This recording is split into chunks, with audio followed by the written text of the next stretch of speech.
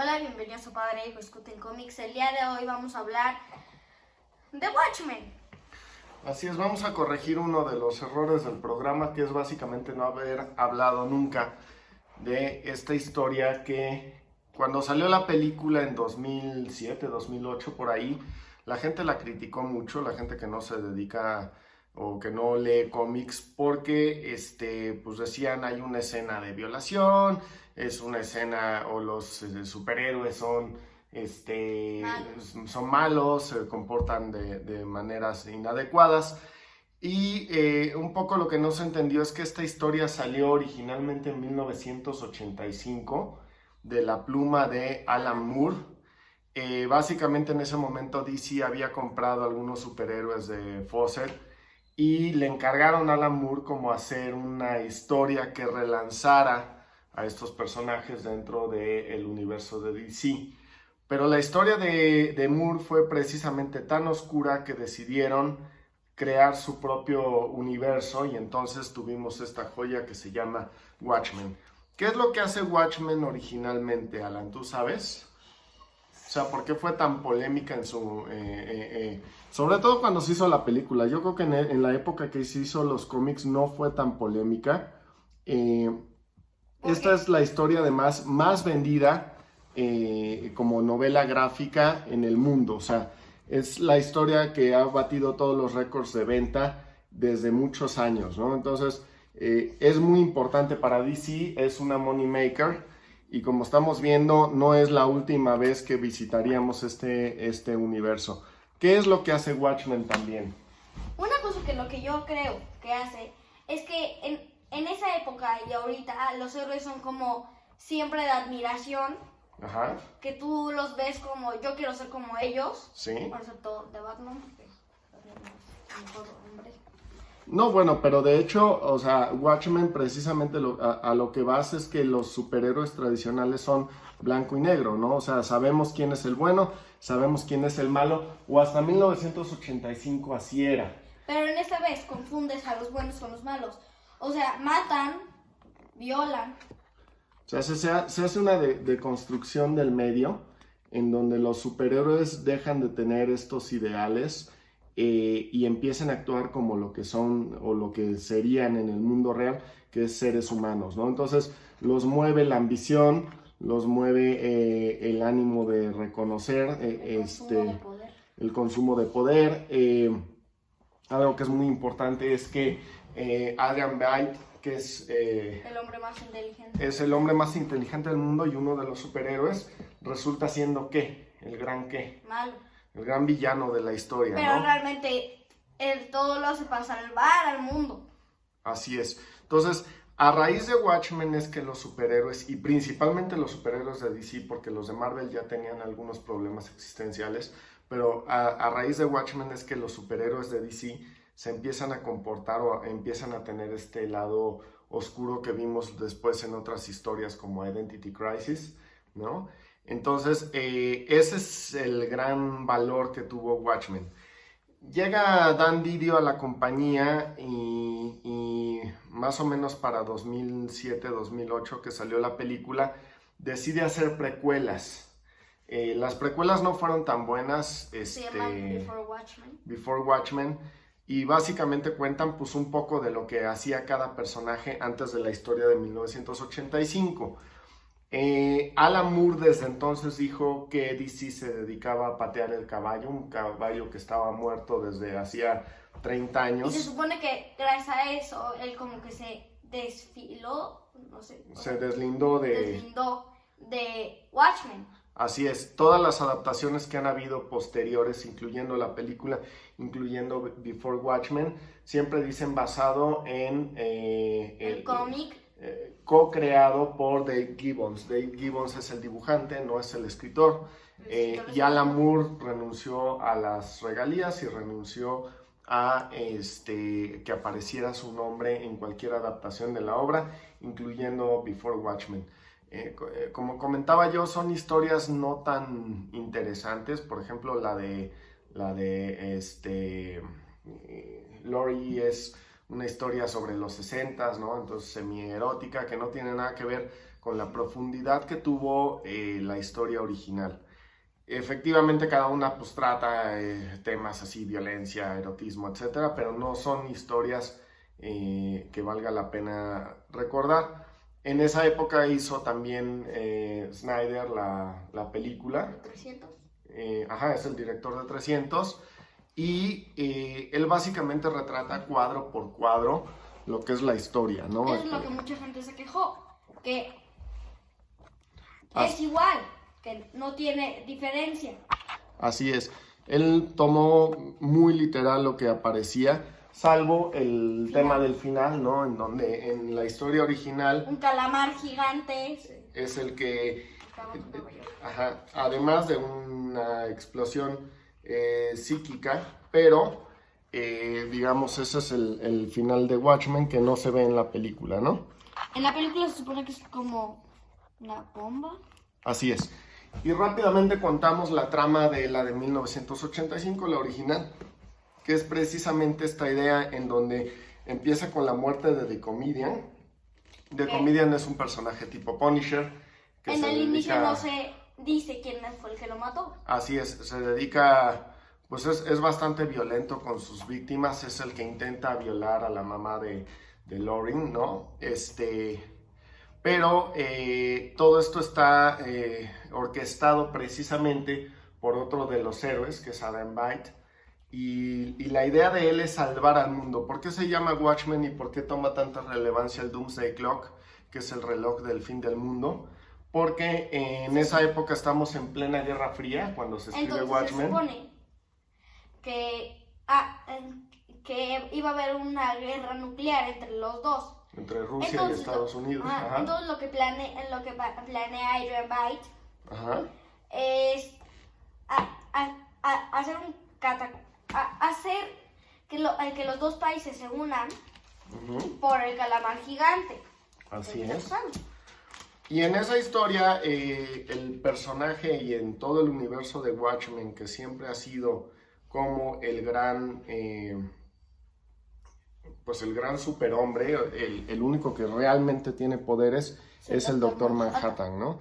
Él ha tomado especial relevancia en las historias que han venido posteriormente, que son básicamente dos. A raíz de lo que fue Flashpoint y The New 52 y el Rebirth, en donde el universo de DC se tuvo que acomodar, Watchmen, que había sido un universo totalmente separado de lo que era el universo normal de DC, se integra, ¿no? La primera integración que fue, Alan. Se supone que Batman encontró, él encontró el botón del Comedian. El botón ensangrentado, que es la Happy Face. En la Baticueva. Ok, entonces ese es el primer indicio de que Watchmen está llegando al universo de DC. Y otra cosa que pasa es que en la historia ya del botón, el Doctor Manhattan termina matando a Reverse Flash.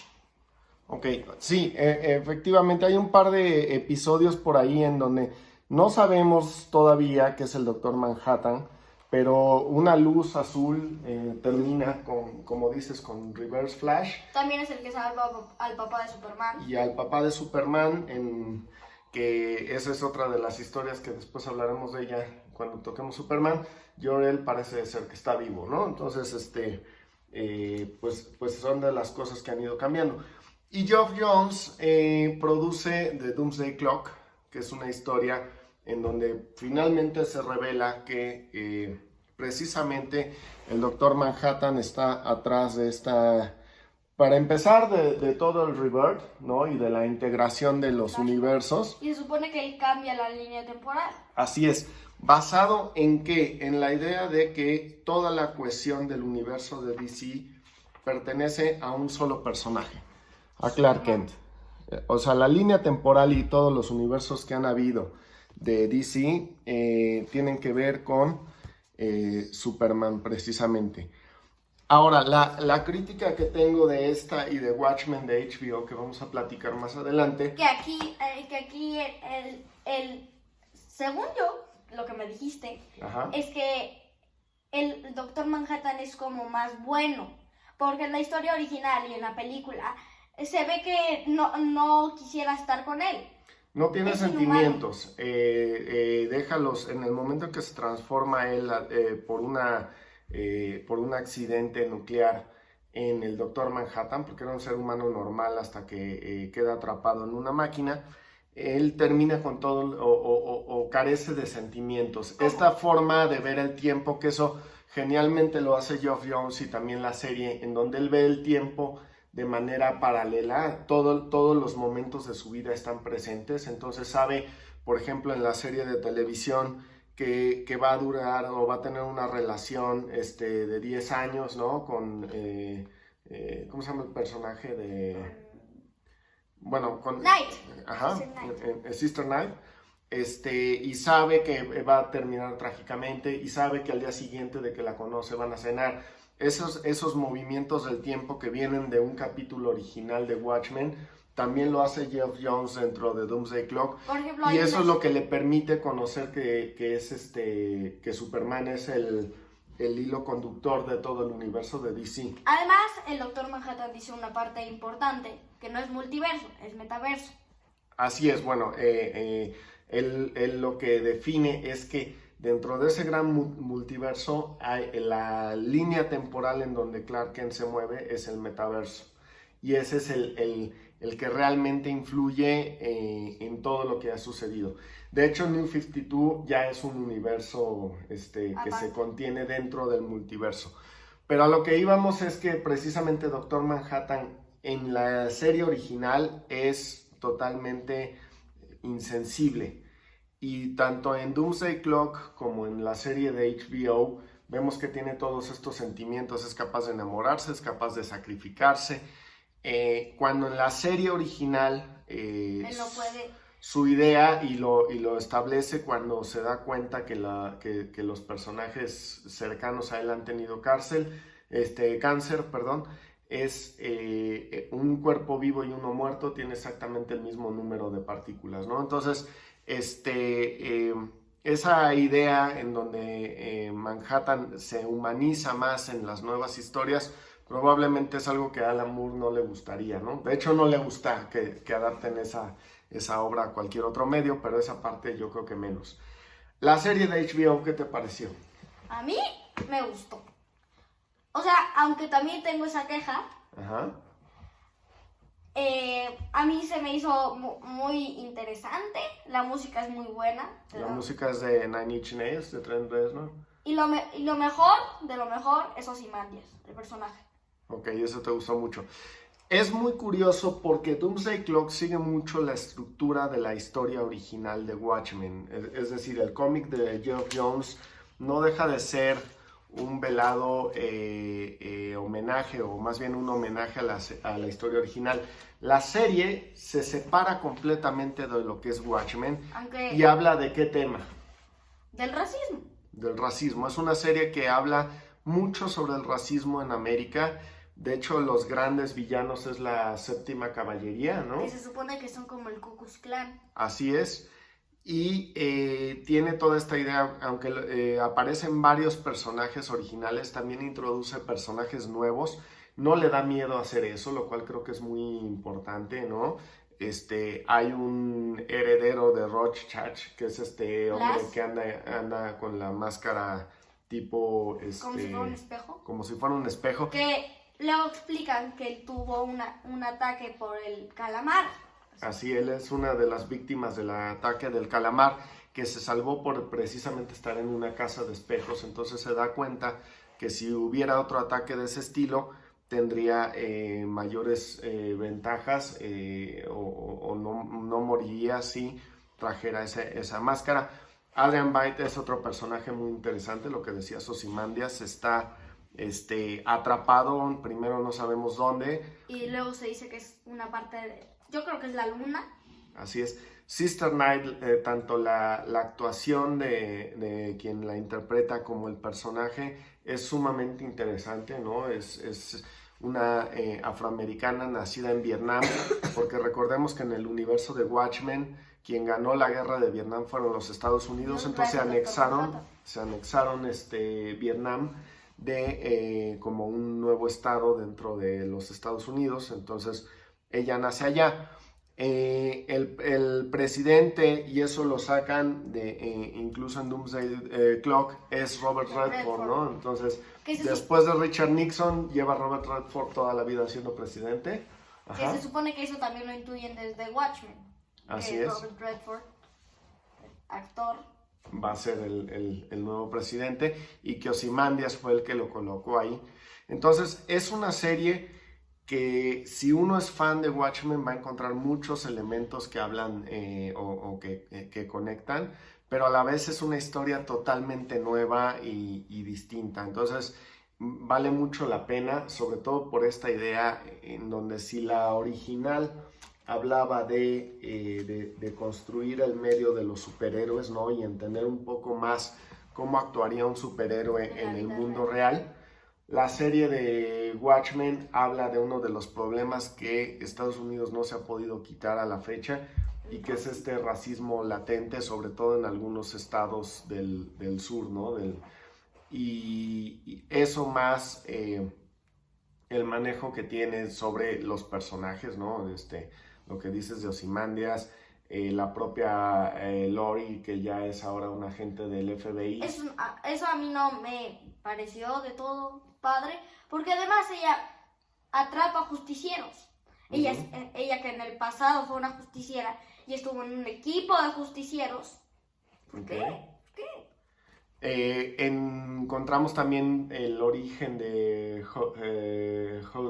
Justice, ¿no? Que es también otro personaje que se supone que es de los Minuteman. Minuteman es el primer grupo de superhéroes dentro de este universo, o de héroes, de vigilantes, porque recordemos que ninguno de ellos, salvo el Doctor Manhattan, tienen poderes reales. Básicamente los Minutemen eran policías disfrazados. Entonces vale mucho la pena. Son 9 capítulos, ¿no? En HBO, y si no saben nada del universo Watchmen pueden iniciar viendo la serie. Si ya leyeron la historia original o vieron la película, pues pueden también leer Doomsday Clock. Pero básicamente, si no quieren leer nada, vean la serie de HBO, que vale mucho la pena. Esperamos les haya gustado este video. Y ya pronto vamos a sacar la Capitán América. La segunda parte. Tardito.